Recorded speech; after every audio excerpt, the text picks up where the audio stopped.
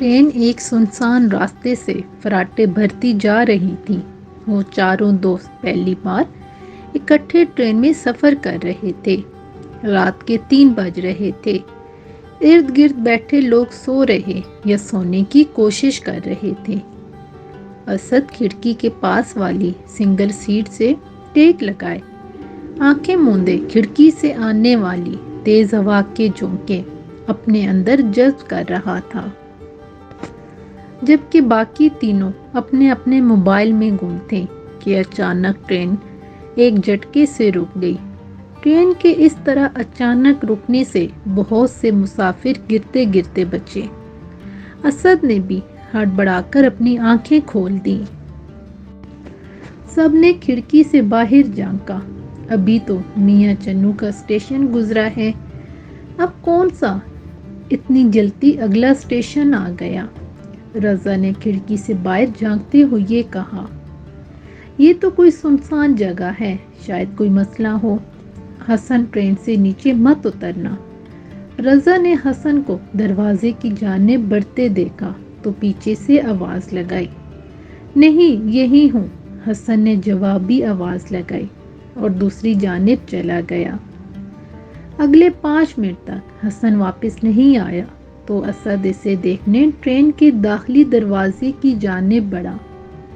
بہت سے لوگ ٹرین سے نیچے اتر کر آگے دیکھنے کی کوشش کر رہے تھے، پر کسی کو کچھ سمجھ نہیں آ رہی تھی۔ اچانک اس ویرانے میں ٹرین کیوں رک گئی؟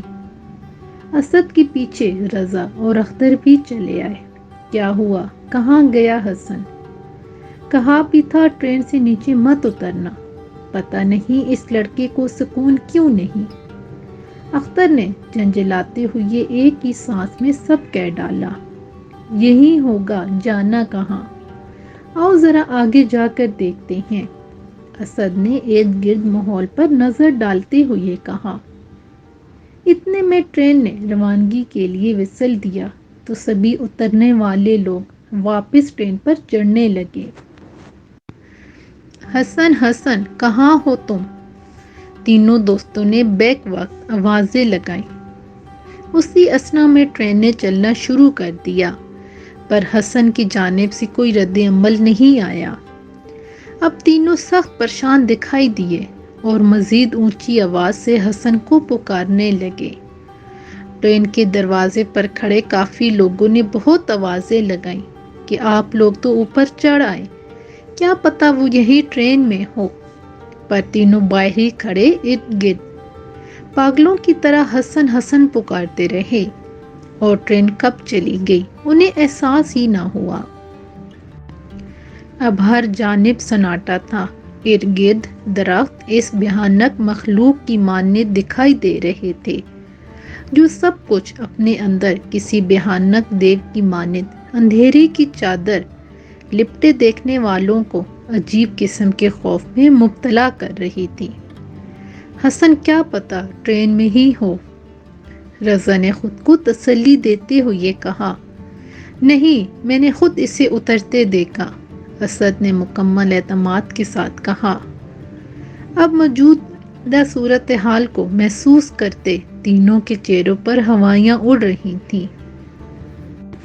اسد اگر حسن ٹرین سے اترتے نہ دیکھتا تو اس نے یہی سمجھنا تھا کہ حسن شاید ٹرین میں ہی ہے، جبکہ وہی پیچھے سے اترا تھا۔ پر اچانک حسن کہاں نظروں سے اوجھل ہو گیا۔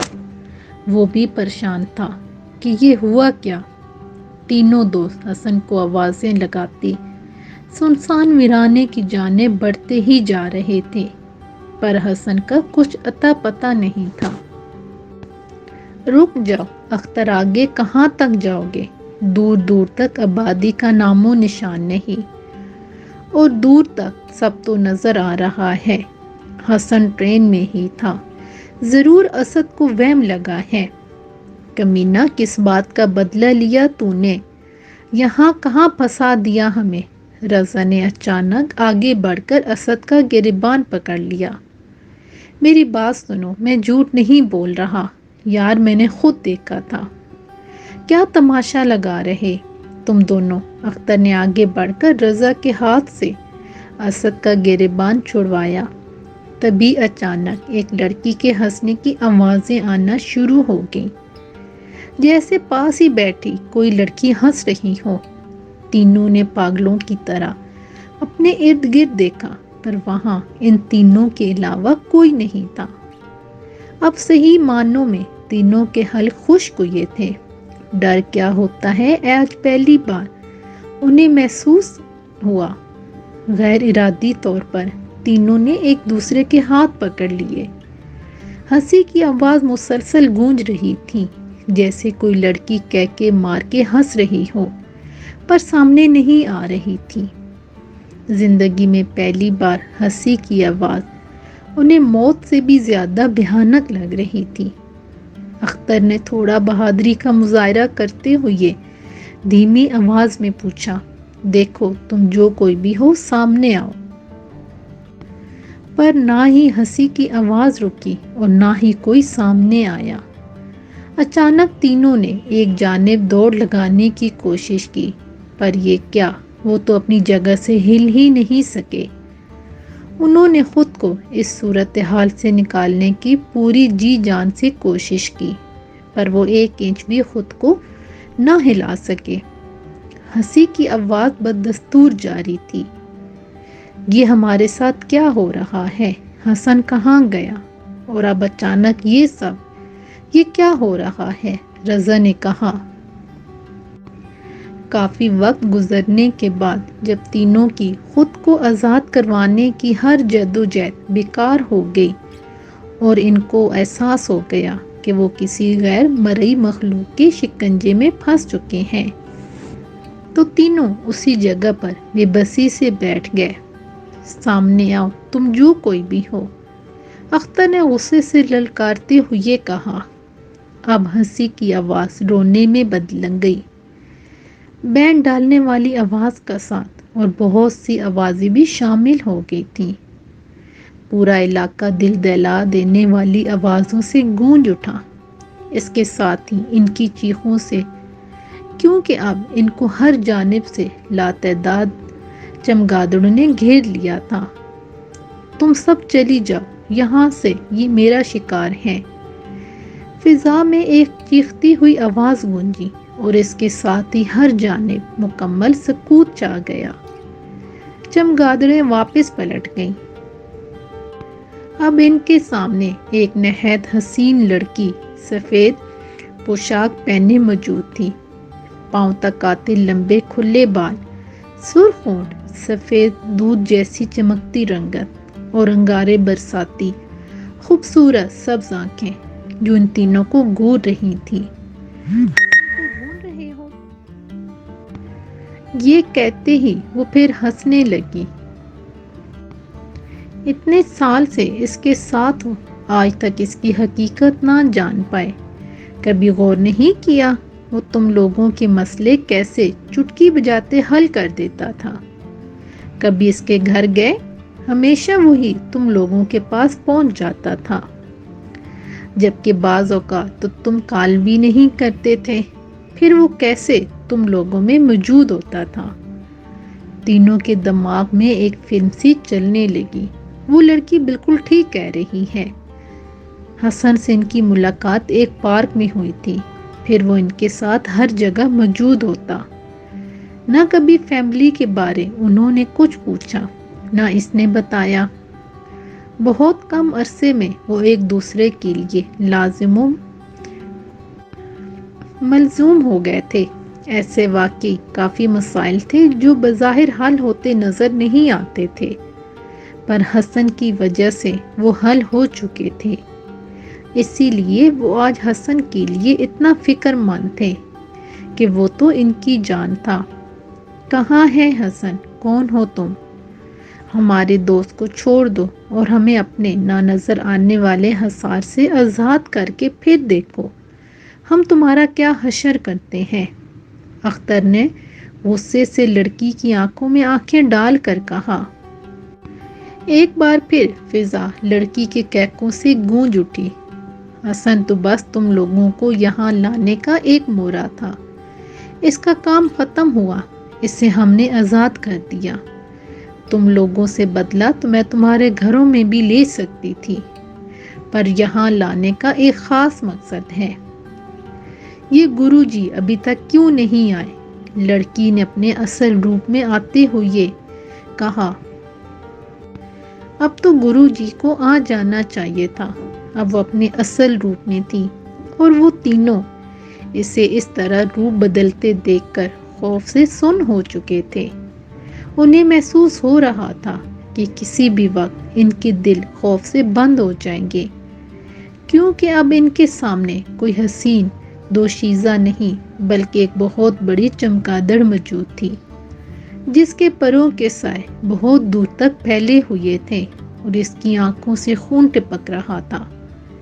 इतने में वहां एक हिंदू जोगी बाबा, जिसके गले में एक बहुत बड़ी खोपड़ी लटक रही थी और उलझे बिखरे बालों ने इसका आधा चेहरा छुपा रखा था, कंधे पर एक बड़ा थैला लटकाए और हाथ में एक बड़ी हड्डी थामे तेज तेज कुछ मंत्र पढ़ते चमगादड़ के रूबरू था। उन्होंने मंत्र पढ़कर जमीन पर फूंका और वहीं आग भड़क उठी। चमगादड़ ने अपने पर समेटते हुए अब जोगी बाबा के पैरों में खुद को गिरा लिया था और अजीब दहशतनाक आवाजें निकाल रही थी। शांत रहो ए जिनजादी, अभी तुम वापस अपना रूप हासिल करने में कामयाब हो जाओगी।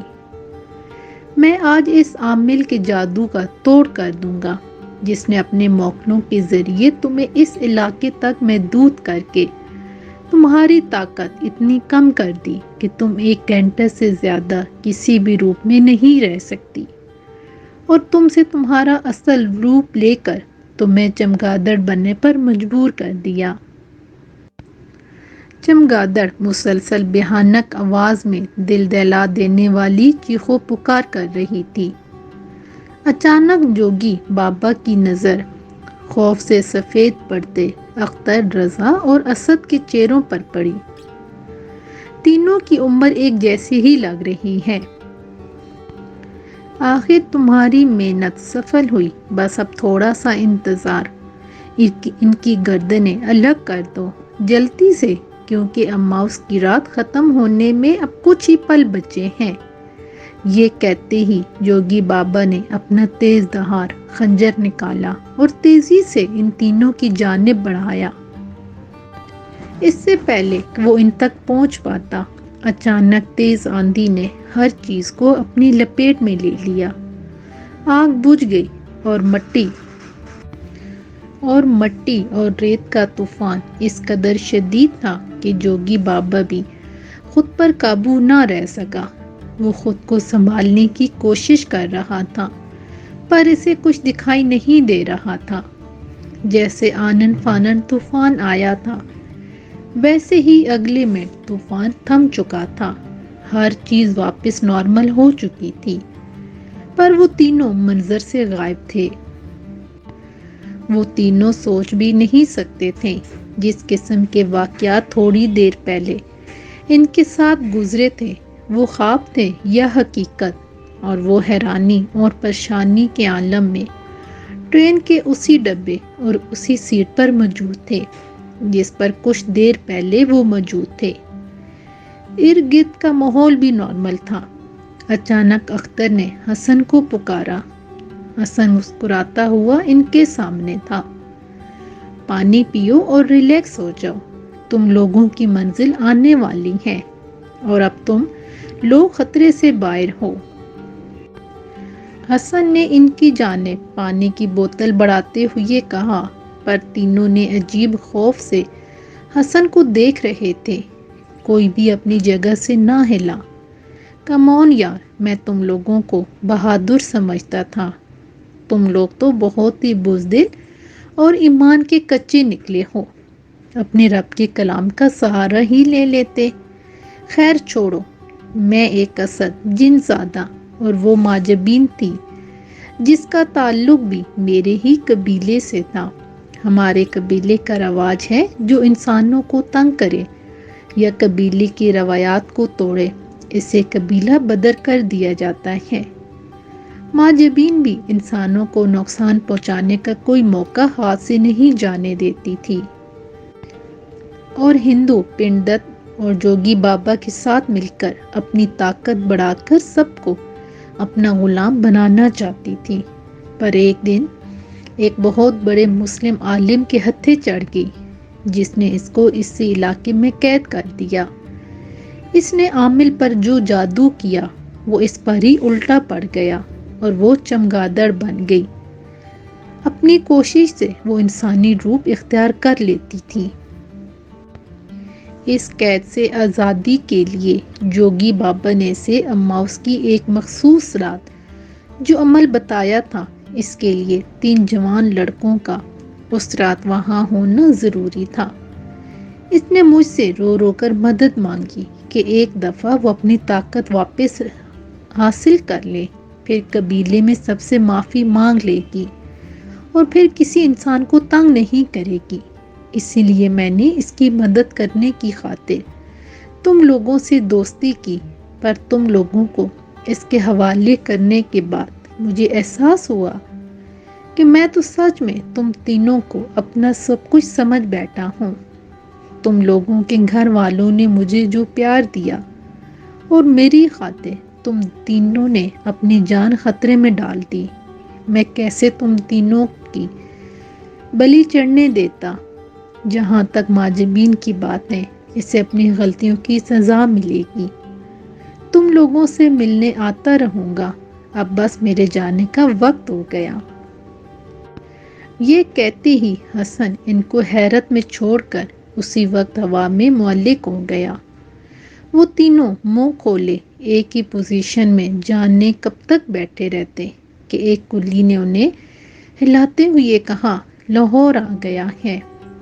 جوانوں، ساری ٹرین خالی ہو گئی، اس سے آگے ٹرین نہیں جائے گی، تم تینوں کو کہاں جانا ہے؟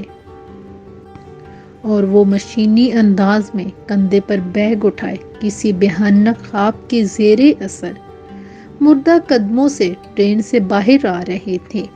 ہلکا ہلکا اجالا شروع ہو چکا تھا اور ان تینوں کا رخ قریبی مسجد کی جانب تھا۔